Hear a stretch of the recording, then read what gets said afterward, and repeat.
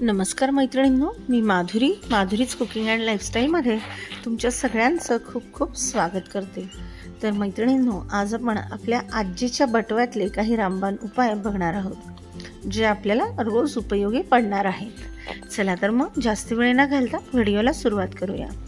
केळीमध्ये potassium, magnesium, fibre, vitamin बी हे चारही महत्त्वाचे पोषक तत्व आढळतात, ज्याचं सेवन केल्यामुळे ऊर्जा तर मिळतेच, पण माणसाला थकवाही जाणवत नाही।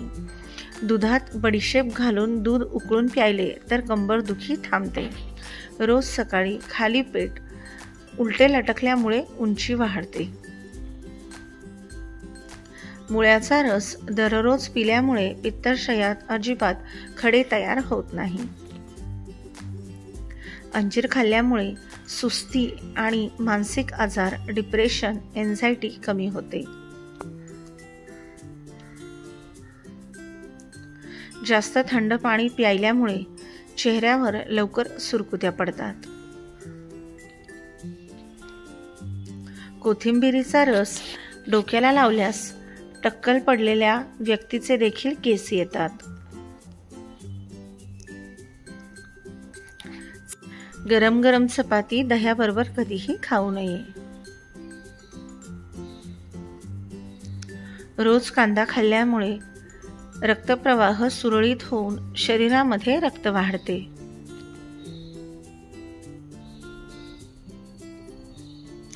जर नेहमीच तुमचे हातपाय थंड पडत असतील तर रक्ताची कमतरता असू शकते। फळ खाल्ल्यावर लगेचच पाणी पिऊ नये, यामुळे ॲसिडिटीचा त्रास होतो।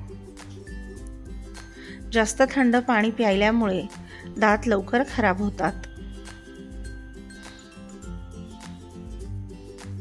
दूध अमृता समान आहे, म्हणून दररोज दूध पिणे शरीरासाठी खूप फायदेशीर आहे।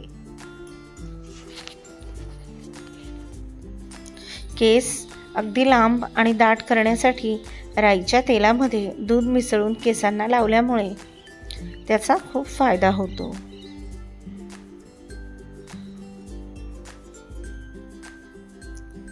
तुमचं डोकं वरचेवर दुखत असल्यास भात खाणे बंद करा।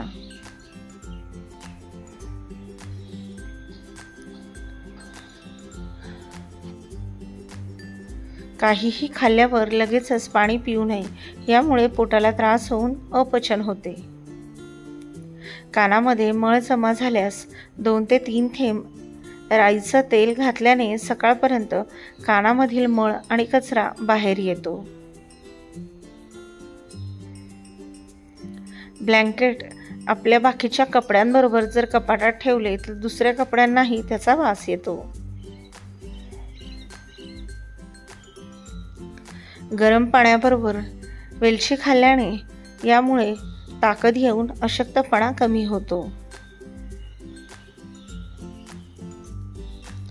डोळ्याखालील काळी वर्तुळे म्हणजेच डार्क सर्कल दूर करण्यासाठी रात्री झोपताना बदामाच्या तेलानं हलकी मालिश करून झोपा, लवकरच तुम्हाला फरक जाणवेल। जर तुम्ही 40शी पार केली असेल तर तुमच्या आहारामध्ये प्रोटीनयुक्त पदार्थांचा वापर अधिक समावेश करून घ्या, विशेषतः वेगवेगळ्या प्रकारच्या डाळी, पनीर आणि कडधान्य। खोकला जर येत असेल तर मधामध्ये हळद आणि सुंठ पावडर किंवा आल्याचा रस घालून घेतल्यास खोकल्यापासून आराम मिळतो। सफरचंदाचं सेवन केल्यास मानसिक आजार कमी होतात। सफरचंदामध्ये कॅसेटिन नावाचे विशेष प्रकारचं अँटीऑक्सिडंट आहे, जे मेंदूच्या पेशी खराब होण्यापासून वाचवतो। सफरचंदाचं नियमित सेवन केल्यास मेंदूच्या पेशी निरोगी राहतात, ज्यामुळे पार्किन्सन्स, अल्झायमर यासारख्या आजारांना प्रतिबंध होतो। जर तुम्हाला वजन कमी करायचं असेल तर आहारामध्ये ऑलिव्ह ऑइलचा वापर करा आणि तेलकट पदार्थ कमी खा।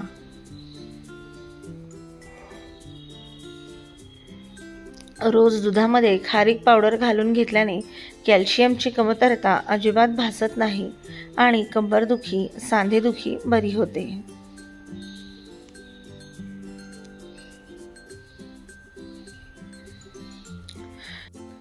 ताकामध्ये 1 चमचा ओवा पावडर टाकून त्याचं सेवन केल्यामुळे मूळव्याध बरे होते. जर तुम्हाला पित्ताचा त्रास होत असेल तर पित्तासाठी आमसुलाची कढी किंवा आमसूल पाण्यात घालून घ्यावं. सोलकढी, कोकम सरबत रोज घेतल्यामुळे पित्ताचा त्रास कमी होतो.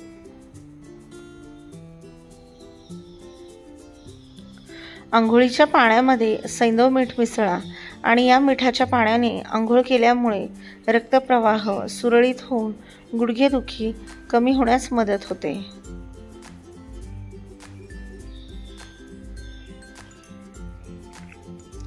ज्यांना मूळव्याधीची समस्या आहे त्यांनी बटाटा आणि मांसाहार खाणे टाळावे. स्नायूमधील ताण किंवा सांधेदुखी तसेच गुडघेदुखीसाठी आल्याची पेस्ट बनवून वेदना होणाऱ्या जागी लावा, आराम मिळतो.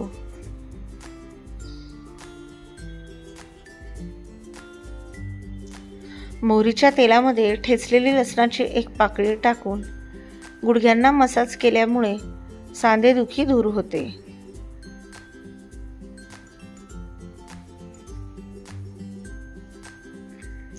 फाटलेल्या टाचांमुळे हैराण असाल तर रात्री कोमट पाण्याने पाय धुतल्यानंतर ते चांगले कोरडे होऊ द्या. त्यानंतर तळव्यांवर हलकं कोमट खोबरेल तेल लावून मसाज करा आणि त्यावर कॉटनचे सॉक्स घाला आणि झोपा. सकाळी त्यांना साध्या पाण्याने धुवा.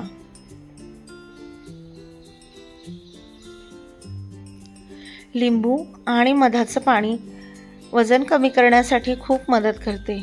यासाठी तुम्ही सकाळी उठल्यानंतर 1 ग्लास कोमट पाण्यात पाव तुकडा लिंबाचा रस मिक्स करावा आणि त्यामध्ये 1 चमचा मध घालावा. याचं दररोज सेवन केल्यामुळे वजन लवकर कमी होण्यास मदत होते. तसेच लिंबू आणि मध यामुळे पचनक्रिया डिटॉक्स करण्यासाठीही उत्तम ठरतात. दररोज कलिंगडाच्या बिया खाल्ल्यामुळे रोगप्रतिकारक शक्ती आणि हृदयाचं आरोग्य वाढतं. शिवाय रक्तातील साखरेची पातळी देखील नियंत्रित राहते.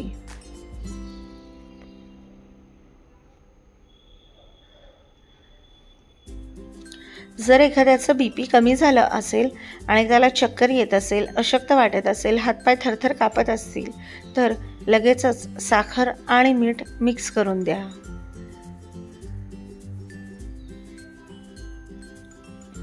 बीटामध्ये फॉलिक ॲसिड भरपूर प्रमाणामध्ये असल्यामुळे गरोदर स्त्रियांसाठी बीट अत्यंत उपयुक्त असते.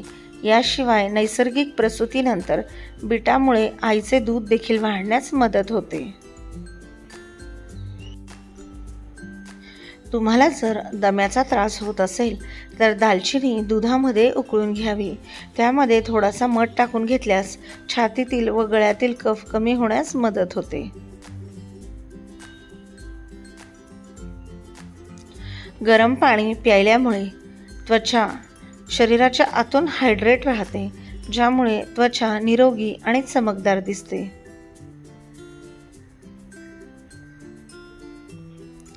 गाजरांमध्ये भरपूर प्रमाणात फायबरचं प्रमाण असतं, त्यामुळे ते आतड्यांच्या हालचालीवर नियंत्रण ठेवते आणि बद्धकोष्ठता दूर करते. तसेच गाजर हे व्हिटॅमिन एचा उत्कृष्ट स्रोत आहे, जो डोळ्यांच्या आरोग्यासाठी आणि चांगल्या दृष्टीसाठी खूप फायदेशीर आहे.